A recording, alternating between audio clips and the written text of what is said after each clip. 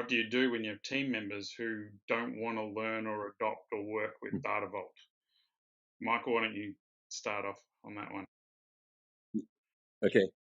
So in Germany, sorry, in Germany we have these nice pieces made out of glass windows, and I put a chair next to the window, place them there, and ask them to look out of the window. The thing is, we don't have them often, to be honest, but we sometimes have people where they don't agree with Data Vault, they want to see it fail. That's only the expectation they have, and that's what they're waiting for. So you can wait on the window, and you can watch us doing, but don't interfere with what we're doing here. Typically, it's not that bad. So I've never done this, to be honest, right? But it's the extreme I thought you were going to say you put typically them out. it's different. No, typically what I do is I ask them, typically it works this way that you can ask them to sit back and watch at what we're doing, and then look at the results, and then we discuss the results, focus on the results. First of all, it keeps them out of the process a bit. If you want to be successful, right, and it takes too much time to explain everything and argue everything and so on, just let me do it, and then we discuss the results. If you don't like the results, we can talk about the process, but let's build the results. 1 sprint, 2 sprints, and yeah, that's the idea. And if that doesn't work, the window is there as well. Excellent. Nols, we've probably had a few more examples of where we have this challenge. I guess Data Vault is far more readily adopted in Europe than it has been at this point in Australia. So, any other tips for bringing someone around to the light side of the force? Humans are interesting. There's a mathematical formula for how change happens. If the sum of perceived pain of the current is more than the sum of the perceived pain of the future, change will occur. So it's a little mathematical. What it simply says is there needs to be a reason for somebody to accept change. So if you have a person that is not willing to, or not interested in Data Vault, or not willing to look into Data Vault, or interested in the success of the project, then you need to understand why. Sometimes it's a personal thing. They've built their own little reporting solution. They've been the master and commander of that for the last 20 years, and so this is a threat to their credibility, to their livelihood, etc. So you need to understand why people are reticent to participate or adopt a new approach. So that's one issue.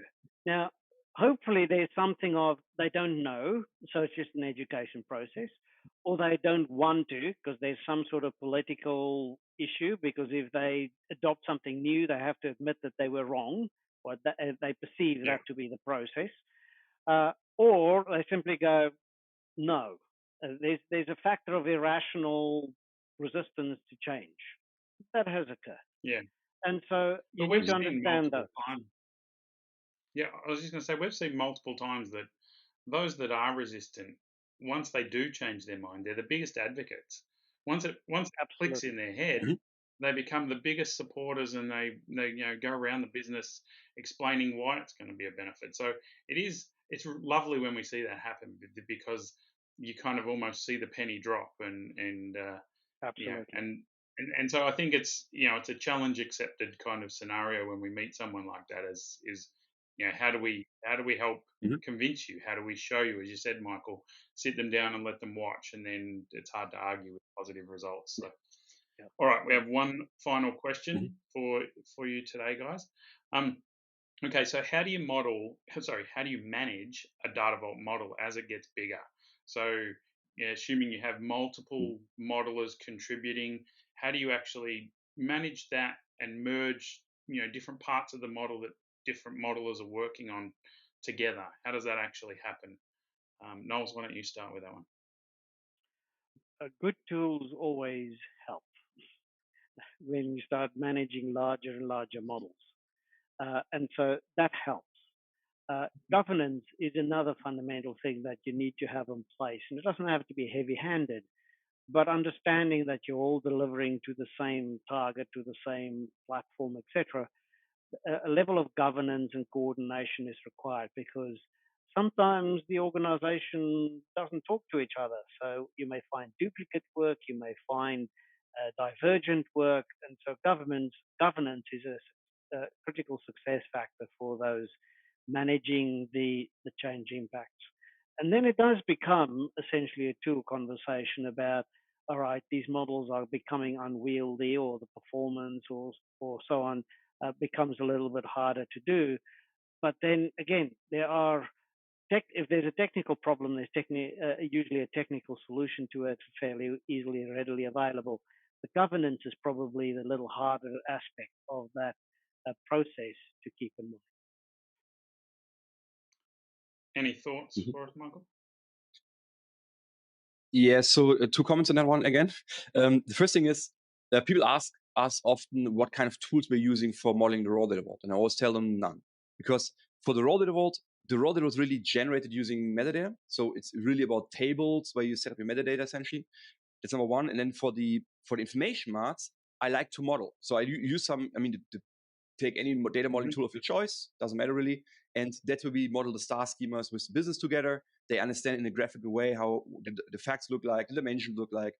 We can discuss the attributes and so on, the measures and so on. So the information marts we model, but they are relatively compact, right? Because we create many information marts, fit for purpose essentially. And then there's a gap between the raw data you have in your metadata sheets and the information marts that you have in your data modeling tool. And the gap is bridged by the business vault. And the business vault is really about coding, in my opinion. So it's not modeling either. We just code it. That's number one. The other thing is, in the book, in chapter 3, in the methodology chapter, we have 2 or 3 metadata sheets where we discuss how to manage the raw data vault, essentially. The promise when you have parallel teams, and we have customers where they have 10 or 12 parallel data vault teams working all together, again, or deploying against the same target, you have coordination issues. You have to coordinate a bit because, the worst thing is that for the raw data vault, you have 2 different teams, 2 independent teams ingesting the same source data set. That in the best case, they realize that because you have naming conventions in place and the source table ends up in the same target table. So they realize, at least by the latest, when they deploy everything, that something is wrong. That's the worst case, the best case, and that's what I'd say. The problem is when the namings, how they name the entities, doesn't really match. Then you got redundant entities, which is not a big problem in Data Vault because you can refactor this later actually. So in the worst case, you just deploy it. You have two data flows from the same source system table into two different sets of raw data vault entities, and you can fix that later essentially. That's number one. But you can also coordinate. There's I double check the name. There's a source table to data vault tables matrix where we essentially keep track of which team is developing which source tables in which sprint essentially, and it's really driven by the source. So you split the effort by the source tables essentially. That's how we deal with the parallel work at the raw data vault level. Yeah, excellent. I mean, it sounds like it becomes a challenge, I guess, when things get really big. But I guess you just have to wrap that governance, a governance council, and I guess come together when someone decides they want to create some new business keys. Everyone should agree. It seems fairly reasonable anyway. I might be oversimplifying it because I don't do it. You have to talk to your other colleagues. Yes. Yeah. Terrible. Yep. Classical project management and communication. Who would have thought communication?